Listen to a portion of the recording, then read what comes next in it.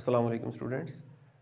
आज हम क्रोयन of BroSis के मतलब पढ़ेंगे कि ये जो ब्रोसिस होते हैं अलॉयज़ ऑफ कॉपर, इनकी क्रोयन रेजिस्टेंस बहुत ज़्यादा होती है, लेकिन बाज़ औक़ात इनकी भी क्रोयन होती है ड्यू टू स्पेशल कंडीशंस या स्पेशल क्रोयन एजेंट्स।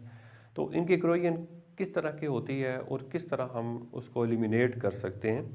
तो आज हम पढ़ेंगे क्रोयन ऑफ ब्रोसिस। तो generally the processes are attacked by the following two types of corrosions। ये जो processes हैं alloys of copper, ये दो तरह की corrosions से जो है वो मुतासर होते हैं। वो कौन कौन सी हैं? Number one is stress corrosion cracking। इसका नाम फर्स्ट जो corrosion की टाइप है उसका नाम है stress corrosion cracking।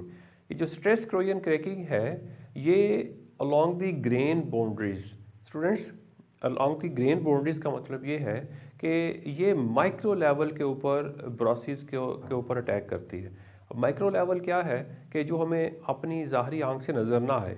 For example बज़ाहिर एक शिप जो है सी वाटर के अंदर, एक शिप जो है वो बिल्कुल अपनी सही कंडीशन में है, लेकिन इंटरनली जो कि हमें नज़र नहीं आ रहा, जब हम उसका माइक्रो स्ट्रक्चर देखेंगे तो उसकी जो ग्रेन्स हैं उस ब्रॉस के जो ग्रेन्स हैं उनके दरमियान जो ग्रेन बाउंड्रीज होती हैं उसके ऊपर इस क्रोयर एजेंट का अटैक होता है। बड़ा ही सीवियर अटैक है और बहुत ही डेंजरस अटैक ये होता है, जो कि बाज़ार हमें नज़र नहीं आता। बाज़ार हमें पता चलता है कि ये शिप जो है ये बिल्कुल ठीक हालत में है, लेकिन क्या होता है कि जब वो सी के अंदर जो है वो मूव कर रहा होता है तो सडनली क्या होता है, या तो उसके अंदर कहीं ना कहीं लीक हो जाता है, वो कहीं से वो कंटेनर जो है वो लीक हो जाता है, या फिर पूरे का पूरा कंटेनर ही दो हिस्सों में डिवाइड हो जाता है। ये अक्सर ये देखने में आया है कि सी वाटर के अंदर जब एक इलाके से दूसरे इलाके में जब ये कंटेनर्स जो है वो जा रहे होते हैं, शिप्स जो है मूव कर रही होती हैं, तो बाज़ का तो उनमें फ्रैक्चर आ जाता है due to pressure of water, ठीक है, ड्यू टू वेट, ठीक है, उसके ऊपर जो है वो फटीक बार बार उसके ऊपर प्रेशर अप्लाई हो रहा होता है, वाटर का प्रेशर, और क्योंकि वो इंटरनली वीक हो चुका होता है due to corrosion agent, along boundaries उसमें क्रैक्स आ चुके होते हैं और वो सडनली जो है वो ब्रेक हो जाता है, वो दो हिस्सों में डिवाइड हो जाता है और बज़ाहिर उसकी कोई जो है वो कंडीशन नज़र नहीं आ रही होती, लेकिन इंटरनली वो वीक हो चुका होता है। तो ये है बहुत ही डेंजरस टाइप है स्ट्रेस क्रोयन क्रैकिंग, ये प्रोसेस के अंदर जो होती है। It is perhaps the most dangerous type of corrosion. ये शायद ये प्रोसेस के अंदर बहुत सबसे ज़्यादा जो डेंजरस है वो क्रोयन है, since the metal consumed is small, extremely small, कि इसमें जो मेटल कंज्यूम होती है वो बहुत ही कम है, हमें तो नज़र भी नहीं आती।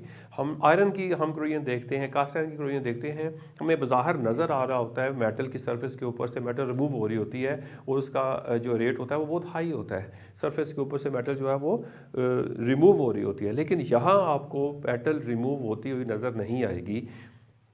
The cracks develop along the grain boundaries due to attack of the corrosion agent। अगर हम ये माइक्रो स्ट्रक्चर देखें तो ये एक मेटल ब्रॉस का माइक्रो स्ट्रक्चर है। ये आपको ग्रेन्स नज़र आ रहे हैं और ये इन दो ग्रेन्स के दरमियान ये ग्रेन बाउंड्रीज है, ये हमें माइक्रोस्कोप के अंडर ये स्ट्रक्चर जो है वो नज़र आता है स्टूडेंट, ये हमें बाहर आंख से नज़र नहीं आता। तो क्रैक्स जो है वो डिवेल्प होते हैं इन ग्रेन बाउंड्रीज के अलॉन्ग। तो ये जो है क्रैक्स जो है ये बढ़ते जाते हैं और ये पूरे स्ट्रक्चर के अंदर जो है वो फैल जाते हैं, स्प्रेड हो जाते हैं, और एक वक्त आता है कि जब उसके ऊपर ये पोरस हो जाता है, ये ब्रिटल हो जाता है, क्योंकि क्रैक्स की वजह से जैसे ही उसके ऊपर लोड हम अप्लाई करते हैं जो उसकी लिमिट से ज़्यादा होता है और वो ब्रेक हो जाता है शिप जो है या कंटेनर जो है।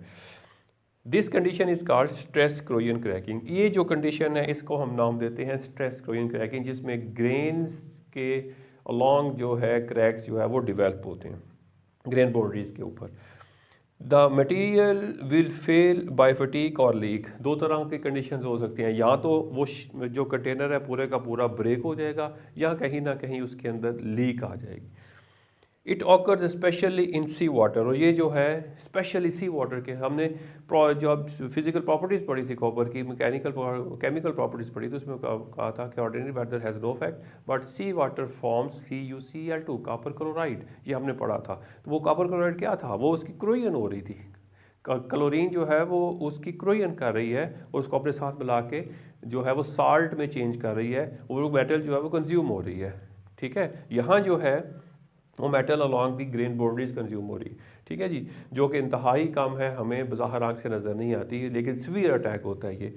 तो इसको हम एलिमिनेट कर सकते हैं, इसको हम रिमूव कर सकते हैं, इस जो है अटैक से हम बच सकते हैं। इसकी रेमेडीज़ हैं, जो बहुत ही कॉमन रेमेडी है वो कौन सी है, वो है कि इसके अंदर हम टिन मेटल की एडिशन करके 0.5% टिन मेटल की एडिशन करते हैं, जिससे कि वो ब्रॉस इस काबल हो जाता है कि उसके ऊपर ये स्ट्रेस क्रोयन क्रैकिंग का अटैक जो है वो नहीं होता। तो सेकेंड वन इज़ है डिजिंकिफिकेशन। स्टूडेंट्स, एक होता है जिंकिफिकेशन, हम जैसे ऑक्सीडेशन है, ऑक्सीडेशन में क्या होता है, हम मेटल के अंदर ऑक्सीजन को ऐड करते हैं। वो डीऑक्सीडेशन क्या होता है कि ऑक्सीजन को हम रिमूव करते हैं। सिमिलरली जिंकिफिकेशन का मतलब है मेटल के अंदर हम जिंक को ऐड कर रहे हैं, और डी जिंकिफिकेशन का क्या मतलब है, जिंक जो है वो रिमूव हो रही है। स्टूडेंट्स, हमने अलॉयज पढ़े हैं, कॉपर के अलॉयज, ब्रॉसी जो है high zinc contents, high zinc वाले अलॉयज कौन से हैं, अल्फा प्लस बीटा अलॉयज, जिनमें 20% से लेके 38% तक जो है वो जिंक होती है। ये हाई जिंक अलॉयज हैं, ठीक है। ये वाले जो अलॉयज हैं, ये जो हम सी वाटर के अंदर हम इनको यूज़ करते हैं, इनका बहुत से यूजेस हैं सी वाटर में। तो वहाँ जब इनको यूज़ करते हैं तो क्या होता है कि क्रोयन की वजह से क्या होता है कि जिंक मेटल में से रिमूव होती है। मीन जो जैसे क्लोरीन है, क्लोरीन क्या करती है, जिंक को अपने साथ मिला के कॉपर में से बाहर निकालती है। उसकी सरफेस के ऊपर छोटे छोटे स्पॉट्स जाहिर होना शुरू हो जाते हैं, जिनको हम पोर्स बोलते हैं। तो उन पोर्स के अंदर फिर सी वाटर जाता है, इस तरह वो पोर्स इलांगेट होते जाते हैं और स्पॉन्ग शेप बन जाती है, जैसे फोम होता है उस तरह की मेटल। जब इस तरह की जब मेटल हो जाए तो उसकी में स्ट्रेंथ तो बिल्कुल ख़त्म हो जाती है, वो पोरस होती है, वो वीक हो जाती है, वो ब्रिटल हो जाती है। तो इस तरह मेटल जो है वो ब्रेक हो जाती है। तो ये है dezincification, the process in which zinc is removed from the brass by attack of Croyan agent and the copper contents deposit on the surface in sponge condition। कि ये एक ऐसा प्रोसेस है जिसमें क्या होता है कि कॉपर के अंदर से, ब्रॉस के अंदर से जो जिंक है वो रिमूव हो जाती है due to the corrosion agent zinc को अपने साथ मिला, उसकी एफिनिटी जिंक के साथ ज़्यादा होती है, वो जिंक को अपने साथ मिला के उसमें से को बाहर ले आता है। बाहर कैसे ले आएगा, एक सॉलिड मेटल है स्टूडेंट्स, उसमें से जिंक बाहर कैसे आएगी, बाहर एकदम से नहीं आ जाएगी। उसकी सरफेस के ऊपर जो है वो एजेंट का अटैक होगा, उसकी सरफेस के ऊपर जो है वो उसके पोर्स बन जाएंगे, सुराख बन जाएंगे, जहाँ जहाँ से जिंक रिमूव होगी वहाँ सुराख बन गए। अब वो जिंक रिमूव होती जाएगी, वो सुराख जो है वो बड़े होते जाएंगे, और जो पूरा स्ट्रक्चर है, थिक स्ट्रक्चर है, उसके अंदर जो है वो पोर्स बन जाएंगे। जब पोर्स बन जाएंगे तो वो पोरस हो जाएगा। तो आपको पता है जब मेटल पोरस हो जाती है तो उसमें स्ट्रेंथ नहीं रहती, वो ब्रिटल हो जाती है। तो इसको हम स्पॉन्ग कंडीशन बोलते हैं। जैसे ये सुराख आपको नजर आएंगे, स्पॉन्ग कंडीशन बोलते हैं, जैसे फोम होता है, ठीक है जी। This process is occur in brasses of high zinc contact. Low zinc contact में ये प्रोसेस नहीं होगा, ये हाई जिंक कॉन्टैक्ट वाले जो अलॉयज है उनके अंदर होगा। जैसे मैंने बताया कि येलो अल्फा ब्रॉसेस, जिनके अंदर जिंक की परसेंटेज 20% से लेके 38% तक होती है, ये हाई जिंक अलॉयज हैं।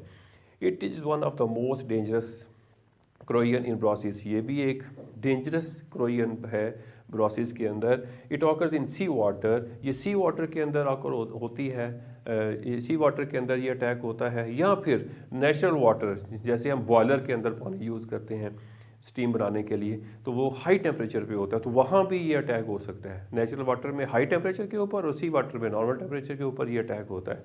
तो ये थी 2 टाइप्स ऑफ क्रोयंस, जिनकी वजह से जो ब्रॉसेस हैं जिनके ऊपर अटैक होता है उसको हम रिमूव करते हैं। इसमें भी हम डिफरेंट अलॉइंग एलिमेंट्स डाल के इसको हम एलिमिनेट कर सकते हैं। फर्दर हम इंशाल्लाह पढ़ेंगे। तो नेक्स्ट हम स्टार्ट करेंगे ब्रॉसिस, अल्फ़ा ब्रॉसिस और अल्फ़ा प्लस बीटा ब्रॉसिस, उसकी डिटेल पढ़ेंगे।